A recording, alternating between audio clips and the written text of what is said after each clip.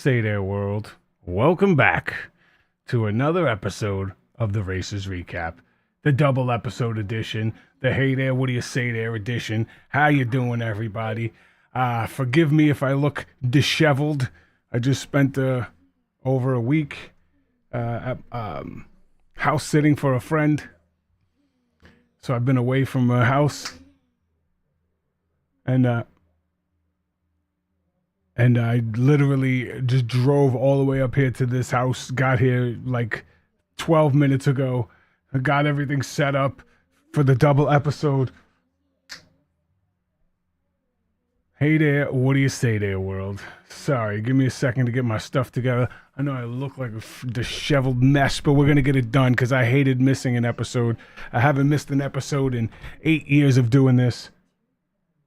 And I need to get this done for the super fans out there. So I definitely couldn't miss 2 weeks in a row. Drove up here the whole time to say what's going on. How's everybody doing in chat? What's up? What's up? What do you got? Alex, Autumn, Tim, Jennifer, Mark, Trey, Tom. What's up? What's up? Breakdown. Yeah, we'll get a breakdown. We got a breakdown of episode 8, and we're doing episode 9. All right.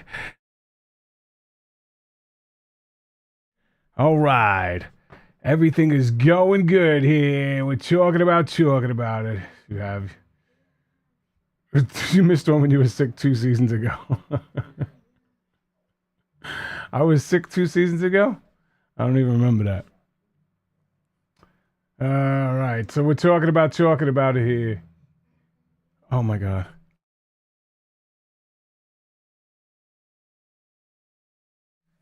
Everything is awesome. So, episode 8 was the episode where Brett and Mark ran a perfect leg, and we have to talk about it. So, let me move this over to here. Let me move this over to here because I'm looking over this way, and the camera's over this way. Carson and Jack. Oh, you guys are here in the house. Ooh, go easy on you. Well, I'll tell you what. I will go a lot easier on you than a bunch of the other recappers this week because I think you guys made a bunch of smart decisions along the way. So we'll talk about it. I'm always fair. Team Retail Love, Jocelyn and Victor in the house.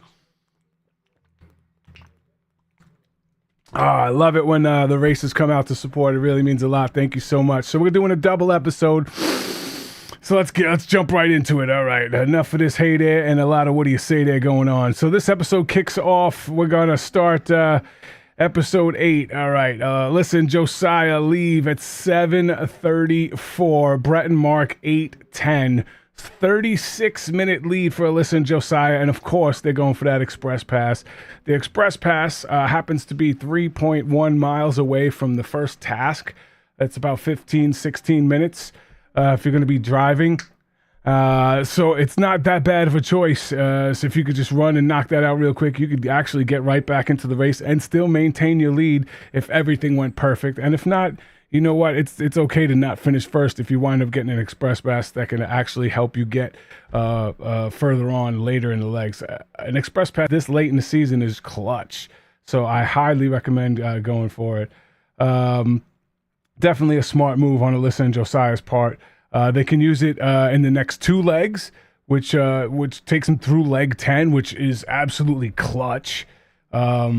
That's something that can really propel you to get to the finish line, because at this point of the race, all everybody's thinking about is just make it to the final leg, just make it to the final leg, just make it to the final leg. All right, so we're going to talk about the Erica and Melinda debacle and how long their time penalty would have been had they been assessed the time penalty. I got all the answers for you here. Erica and Melinda, right off the bat, we're getting started, lost. They get lost before they even get to the first task, so it doesn't start off too well for them, as they go so far that they're not even on the map that they have anymore. So they go off the map, already lost along the way, and Alyssa and Josiah speed off to get the easiest express pass of the history of express passes. Yeah, I mean, it had to be the fastest one. There was like really no time for training, and you could get it done in seconds, like literally seconds. I don't think there was ever an express pass you can get done in seconds. Even the stupidest speed bump, like eating an ice cream, still take longer than that. So this one was absolutely crazy. That it's like, okay, walk on coals. They should have had to walk on coals and memorize something or balance something or do something besides just walking across coals. I know it looks cool. It sounds cool. But I mean, it literally took seconds and no other team had a chance to even attempt it. Even if two teams raced there at the same exact time, they couldn't compete for it. It was just like the first team that gets to attempt it wins. If for some reason they quit or couldn't make it all the way, they had to wait 2 minutes. But who's going to quit walking seconds? So didn't really like this express pass task at all. I think it was pretty lame, and I hate when you can't compete for an express pass. I like teams to try to go for it and want to compete for it, but no chance on this one. So super simple. And then this leg is full of a lot of simple tasks, but what I really enjoyed about this leg is it included taxi, it included buses, it included trains, it included running. It got a little bit of everything in this leg and a lot of getting from A to B. And if you're a super fan of the show, you know getting from A to B has eliminated more teams than any task on The Amazing Race. So a lot of getting from A to B, and that's where Brett and Mark shine in this episode. All right, super simple, showing off the local culture. Let's throw a little cross into the ocean. Into a river. Not even a river. I guess it was a lake because it wasn't even moving. So they threw it into the lake, probably about, 2 feet deep, where everybody's dancing around. You got to see everybody jump in and experience a little of the culture. I like when they do this. It's not that bad. I wish it would have been a little more difficult to find the cross, but it's a chance for teams to take a breath, celebrate a little local culture. And what I did like about it is it got the team soaking wet for a leg that they're going to be running around the city in, which is pretty cool. Melinda was married to a Greek Orthodox man, so she's very familiar with the customs, but Melinda then goes on to misread the clue and says that we must take taxis for the rest of the leg. And something I didn't understand is that throughout the whole leg, they never went back and read the extra notes, just in case. You have them sitting there. We would just be obsessing, and we would write down in our little booklets all of these little notes, and we would write down the clues word for word. We go into the extra notes and see if there was anything interesting, and write those down in our books for the final memory task. And our memory books basically is what we had, as a book full of these great memories from the race, everything we could possibly remember. We wrote in this little journal. Most of it was preparing for the final memory task, but a lot of it was also so we would remember The Amazing Race and the little things that you forget when you have adrenaline brain, because adrenaline brain is a real thing, and you see it a lot with Han and Holden, where they call it race brain. Getting lost in the country, I don't even know, would be my biggest fear when it comes to traveling. Yeah, getting lost is definitely the feeling of being lost on The Amazing Race is one of the worst feelings you could possibly feel. It is like almost a hopelessness. The only thing worse than that is being stuck in traffic in a taxi where you can't get out and switch taxis, and you can't get out and start running. That's the only other thing that might be worse than just being lost, is just being stuck in traffic and feeling like everybody else got through this traffic, but we didn't. So this is where Melinda and Erica make the biggest error. They wind up getting in 4 taxis. We'll go over it right now. They wind up getting in 4 taxis, which is a 30-minute penalty plus time gained. All right, so 4 taxis is 2 hours in general. And according to Mark Jarrell, let's see, where was the time gained? Did I put that in my notes?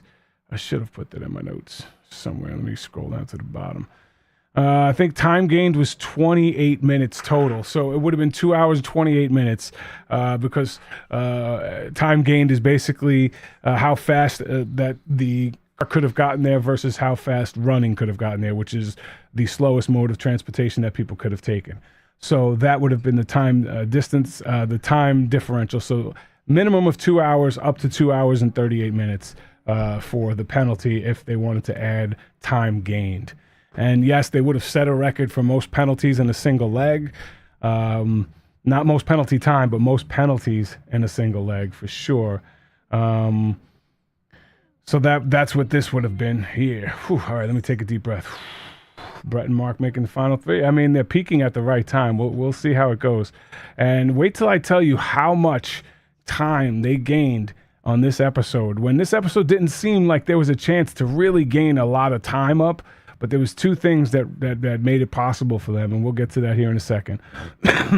So teams must make their way to the Russian monuments. This is where a couple teams got lost on the way. Brett and Mark run there, didn't seem to have a problem. Han and Holden take a bus. So do Jack and Carson. Eric and Melinda walk past it 4 times and argue over who's right. Okay, that's the Kleck shop. All right, that's the wrong one there. So they run to the Russian monument. A couple people run past it. This is just a chance again to make up 5 minutes, 10 minutes. These little 5-minute leads, 10-minute gains make a huge difference at the end. And wait till you hear how much it added up to. 7 route infos and a roadblock. Well, actually, if you count the last route info to run to the pit stop, it was 8 route infos and a roadblock on this leg, if people were keeping track, which is absolutely bonkers when you get roadblocks. But I do like when it's not just go here and pick up a clue. I think that the Russian Monument Park, they should have had to do something at the Russian Monument Park, like figure out an answer, find a specific, monument or a person in the monument park to do something besides get there. But I understand what they were trying to do by doing this. Okay, so teams must make their way to let's get to the fun part. Teams go to the university. Now, university library. I'm sorry, they have to again run to the library. I thought this was just a wasted task. You didn't learn anything about the culture here. You didn't see any beautiful sights here. The task was super easy. I don't know why this was even included. They could have just totally left this one out.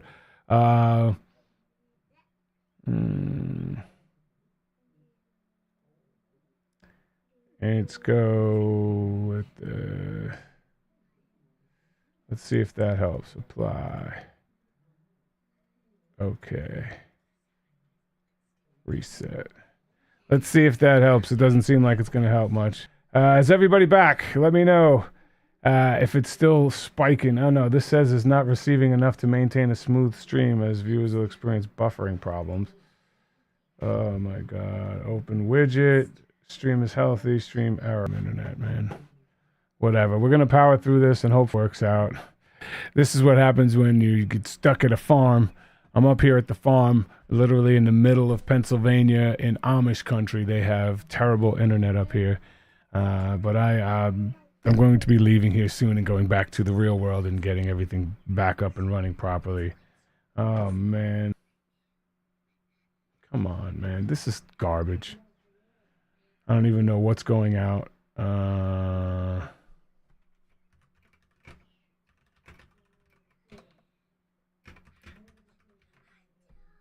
Nothing seems to be helping. Oh, your mother's nips. All right, it's not you guys. It's not you guys on your end. It's definitely my end right here.